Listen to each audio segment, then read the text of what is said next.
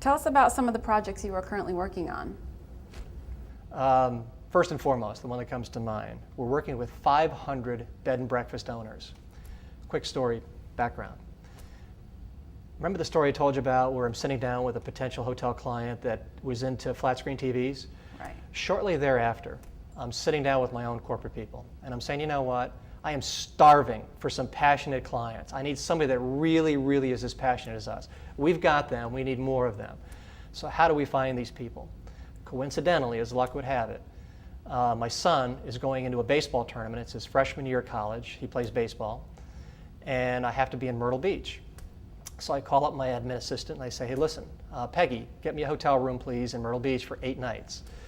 So she calls me back about a half an hour later and she says, Don, I got some bad news. There's no rooms to be had, major convention in town. There's no way I can get you a room that's close to where you want to be. It's about 45 minutes out and it's $300 a night. I'm like, wow, man, Peggy, you got to do better than that. Find me an alternative. She calls back about a half an hour later and she says, Don, I'm not sure you're going to like this option. And I said, what is it? She said, I got you something like 2 minutes away from the baseball field, okay, and it's $110 a night. Oh, we're doing pretty good, but it's a bed and breakfast. And being the romantic that I am, Morgan, I've never stayed in one, all right? So here I am off to my first bed and breakfast all by myself, and just for the heck of it, I say, make a couple of shop calls, pretend to be a consumer, try to make a reservation into this inn, and let's see how they do. The owners probably won't care, but I'll give it to them anyway, you know, just to see how they react to it. I didn't really see it as a market.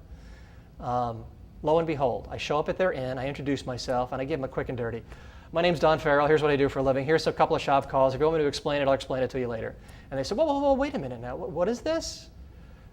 Probably over the course of the next 8 days, I spent about 30 hours with these owners because they wanted to. They were as passionate as I was about doing the right thing. It was pretty cool. So I'm looking for passionate clients. I fell into it. Bed and breakfast owners. So what are we doing for these 500 today? There's about 30,000, 20 to 30,000, depending on who you believe. Let's say it's 20,000 bed and breakfasts out there. We're working with 500 right now in doing what they have a tough time doing, and that is selling and finding and selling midweek business. Corporate business, government business, travel agents, consortiums, those people that would frequent a hotel that never considered a bed and breakfast as an option. We're finding those people, we're bringing them to the table, and we're selling them. Now, to make sure our bed and breakfast owners aren't relying on us for the rest of their lives, we're also teaching these owners and operators how to sell for themselves. And this is something, again, they haven't been to school to learn how to do, and they don't have time to do it on their own. So we're showing them how to sell midweek business. We're bringing new market segments to the table they've never even heard of. So there's a sophistication and understanding of these markets that we're bringing to these guys as well. And last but not least, this low-lying fruit. People are calling, walking in, sending emails, hitting their websites, trying to make reservations. And even though they're passionate people, they haven't been able to, in the past, take that passion and have it interpret to converting low-lying fruit, those inquiries that are coming in.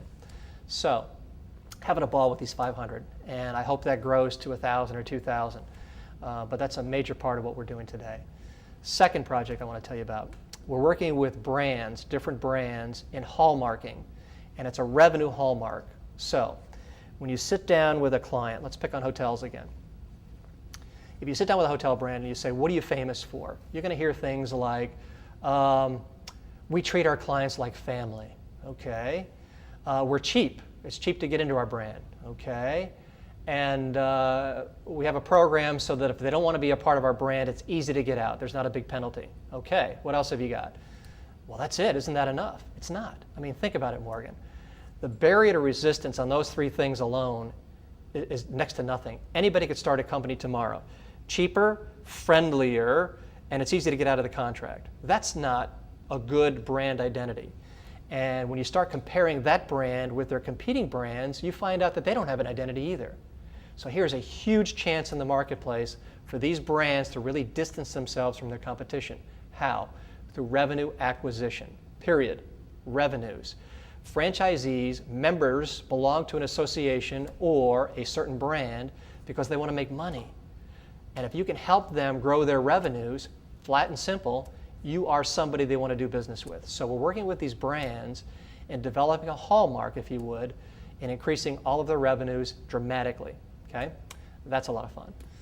I've also got a CPA organization. It's an umbrella group of 140 CPAs. And when you say CPA and the word revenues or selling, it's like, I don't know, fire and gas or oil and water. Sometimes you don't see the vision.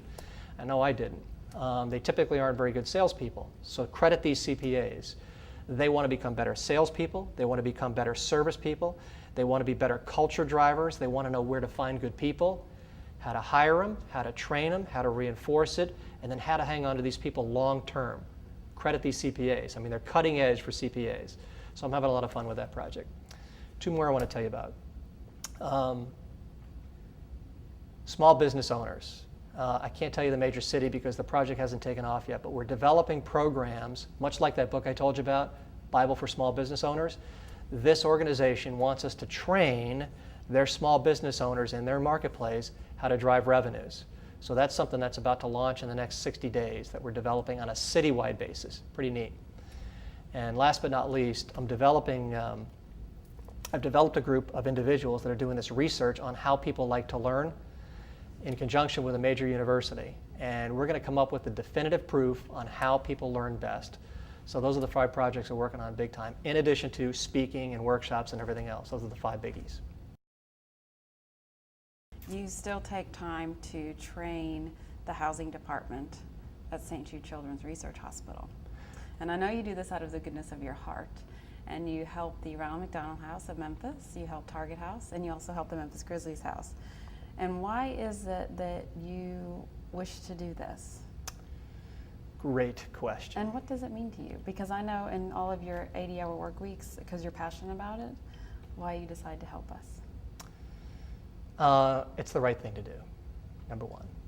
Number 2, training with you guys is so much bigger than you and me put together. I mean, you're impacting kids and their families in their greatest time of need, which I think is a great thing, okay? So I said earlier, I want to do the right things with the right people. That's doing the right things with the right people. And I don't get to do enough with you guys, by the way. I wish I could do more. But that's what it's all about, seeing that end game, which is they don't even know, then probably not even factoring in bad service. They're not even factoring in all that stuff because you're taking such good care of them. But to see you guys be able to perform just a little bit better with these families and these kids does me a lot of good. I think it's neat. So it does me more good than you.